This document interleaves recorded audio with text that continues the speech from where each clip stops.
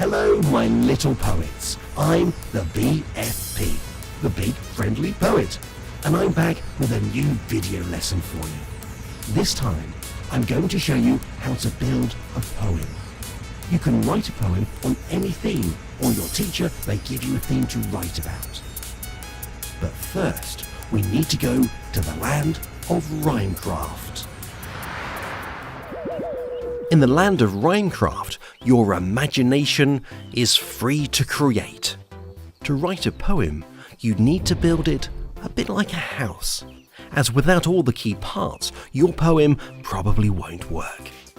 Firstly, you need to open your Rhymecraft worksheet, which looks like this. To build a poem, you need to put down the foundations. Here are some ideas. You now have a few minutes to think about what you're going to write your poem about and write down your ideas in the foundations section of your worksheet.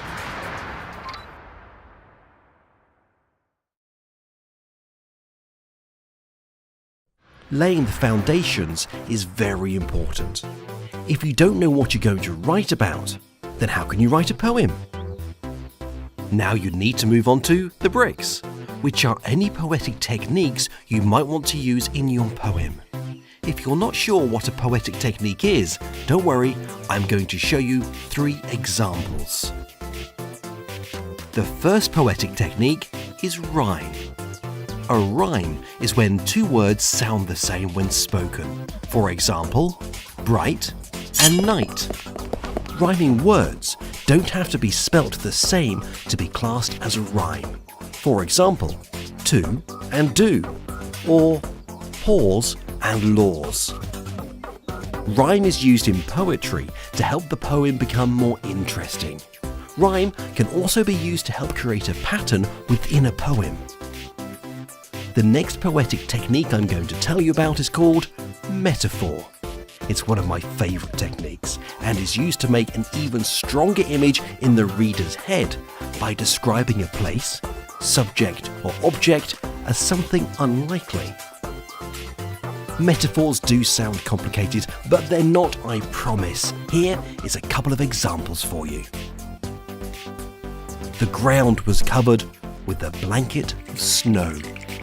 Or how about, he was frozen in fear. Or, his laser beam eyes stared straight through it. See, metaphors are fun. The final poetic technique I'm going to tell you about is hyperbole. This sounds like something you do on holiday in space, but it actually means a great exaggeration. Here's a couple of examples for you. He ate a mountain of mashed potatoes. The hyperbole here is the mountain. I love mash too, but couldn't quite manage a mountain's worth, and I'm a giant. Or you could say, I cried a flood of tears.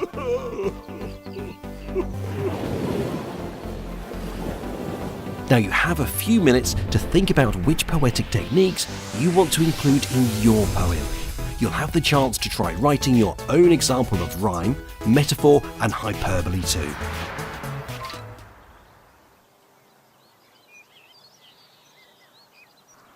Now your poem is taking shape. The next thing to think about is language and punctuation. These act as cement for your poem and hold it together.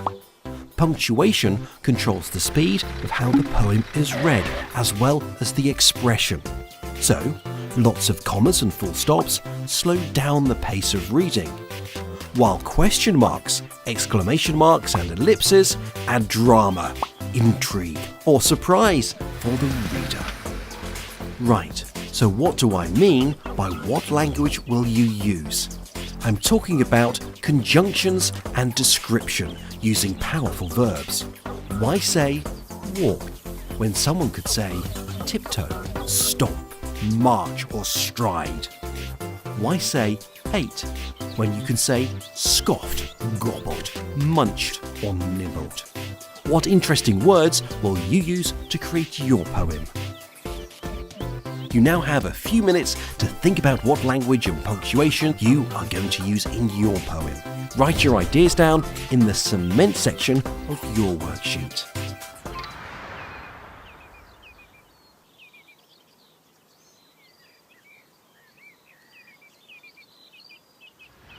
Now your poem has a strong and sturdy structure, you need to add a roof.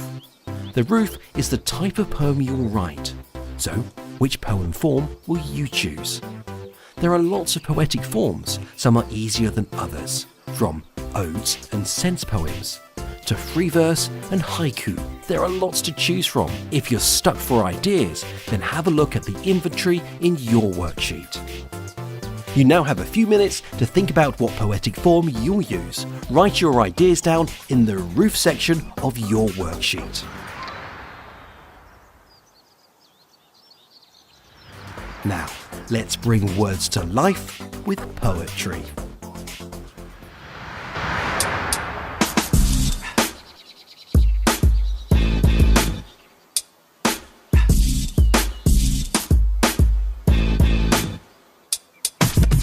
Now kids, I've got a few top tips for you. Don't force your rhyme, just take your time. Shall I compare thee to a summer's day? My favourite pudding is creme brulee. What on earth was that? Utter rubbish, total tat. Pick words carefully, fulfill your poetic destiny.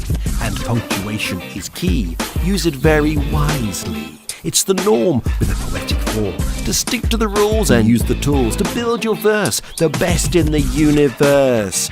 Always enjoy, whether you're a girl or boy, writing poetry. Set your imagination free.